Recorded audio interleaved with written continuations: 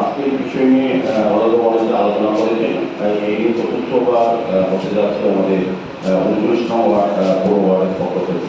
আমরা আগরতলা পরিষদের গঠিত 2021 সালে, তারপর থেকে আগরতলা পৌর নিগমের দুটি ক্ষেত্রে পুরস্কার দেওয়ার সম্মান করা। একটা হচ্ছে আমাদের কেন্দ্রীয়ভাবে আমাদের আগরতলা পৌর নিগমের পক্ষ থেকে, আর একটা হচ্ছে আগরতলা পৌর নিগমের 29নং ওয়ার্ডের পরবর্তী নেতৃত্ব।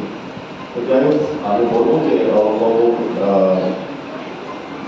নেতৃত্বে যে অনুষ্ঠানটা হয় বা এই ওয়ার্ডের যারা সহযোগিতা, এটা একটা দেখার মতো হয়। গতবার আমরা এসেছিলাম, এর আগেও তিনি তৃতীয়বার হয়েছে এবং চতুর্থবার হবে।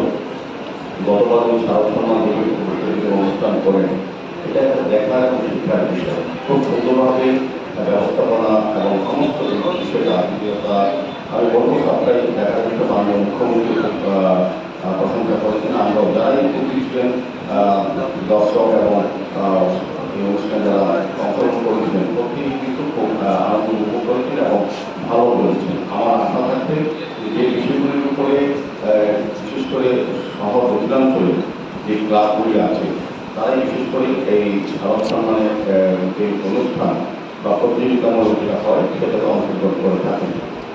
যারা শ্রেষ্ঠ প্রতিমার ক্ষেত্রে সেটা পুরস্কার দেওয়া হয়, শ্রেষ্ঠ মন্ডল পূজার ক্ষেত্রে, স্বল্প বাজেটে শ্রেষ্ঠ পূজার আয়োজন, শ্রেষ্ঠ পরিবেশ সচেতনমূলক প্রচার, সুশৃঙ্খল পূজার আয়োজন, বর্ষব্যাপী সামাজিক কাজের ভূমিকা এবং শ্রেষ্ঠ স্মরণিকা। বিশেষ পুরস্কার থাকে উন্নত ভারতের ভিত্তি এবং মন্ত্রীদের ভিত্তি এবং সেরা সেরা।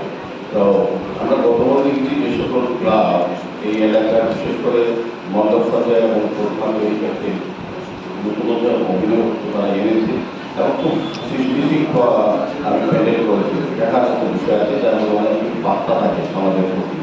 যে আমি অনেকগুলি ক্লাবে প্রতিদিন আগস্টের শুধু আমরা দেখি বিভিন্নভাবে সরকারি ইয়ে হোক বা টিভির পর্দায় হোক, কিন্তু এই সদর দক্ষিণাঞ্চলে শহর দক্ষিণাঞ্চলের যে পুজোগুলি হয় সত্যি সত্যি ভালো পুজো হয় এবং খুব পরিবেশ বা বলবো